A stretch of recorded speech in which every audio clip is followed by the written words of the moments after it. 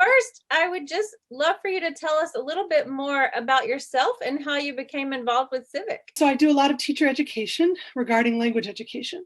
And so when CIVIC approached us about providing some professional development for teachers from South America, Brazil, and then also more broadly South America. So I think we've done several sessions with them about training them with things like innovation and how to make change in educational systems, particularly regarding the teaching of English.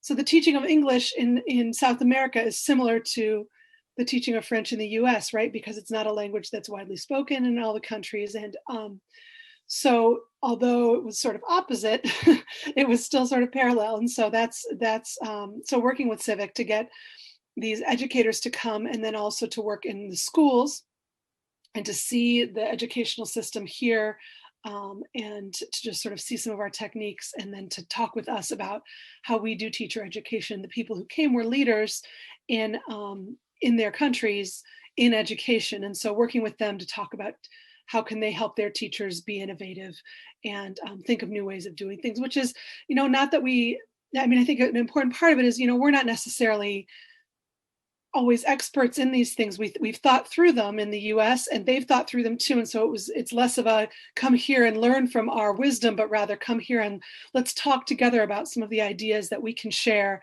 that come from our insights based on our different life circumstances, our different countries.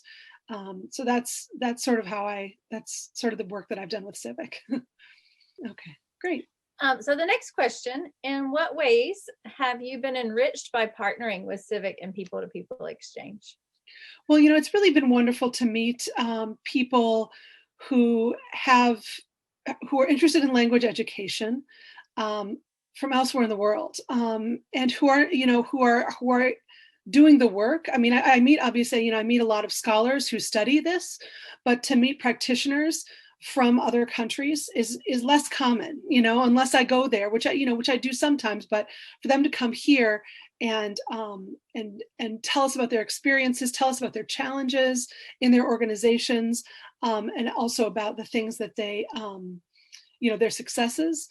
So that's really been enriching for me. I feel like to sort of get that perspective of, and just, I can read case studies about other countries, but really talking to practitioners is very different. Talking to educators, hearing from them, the ways forward. And then also, we did a lot of workshops with them and hearing them talk to one another about, how they can work through things. I think that was one great thing about the program that I was involved with was they came together, and we know that teachers learn better when they're working with their colleagues to do something, coming to a session and just being alone and then never having anybody to talk to about it.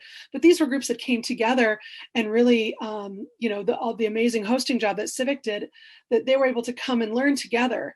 That was really interesting to be a part of and fun and educational for me to be a part of.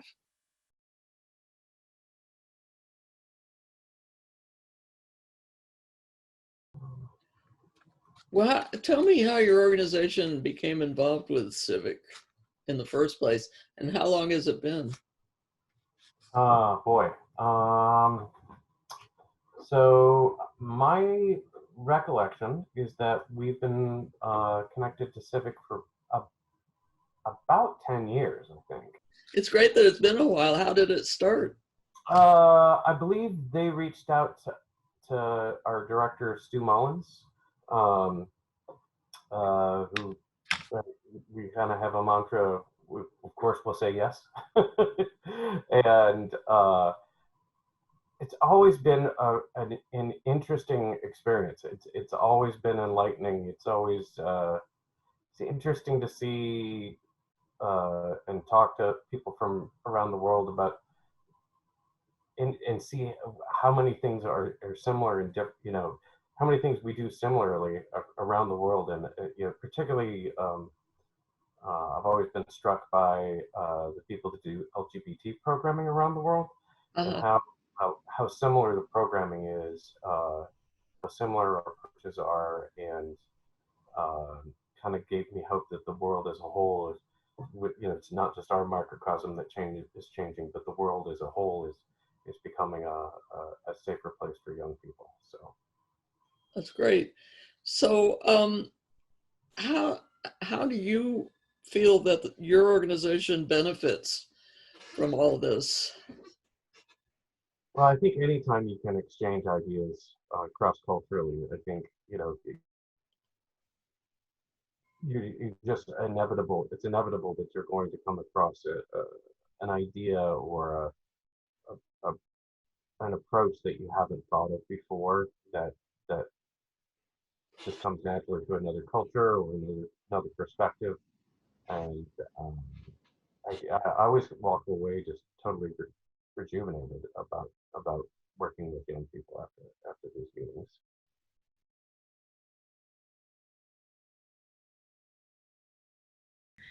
So to get us started, if you would tell us a little bit about your company and how you became involved with CIVIC. Yeah, so TPI Composites is located in Newton, Iowa. However, we are a global company. We manufacture wind turbine blades, to kind of put it as simply as I can.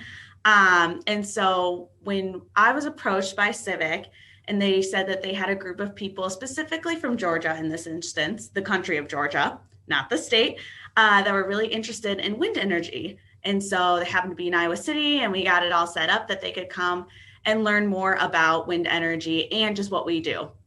And it was really, really fun. We got to even take them out on the production floor with all the safety gear on, the glasses, the steel toe shoes, everything, and just show them our wind blades. And what's really cool is when we make our wind blades, they are so much bigger than you would think.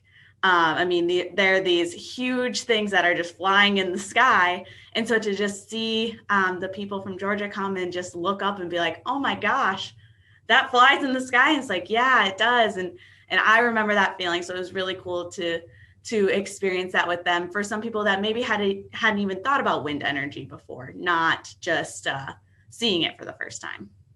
And so finally, do you have a favorite memory you could share about a visit?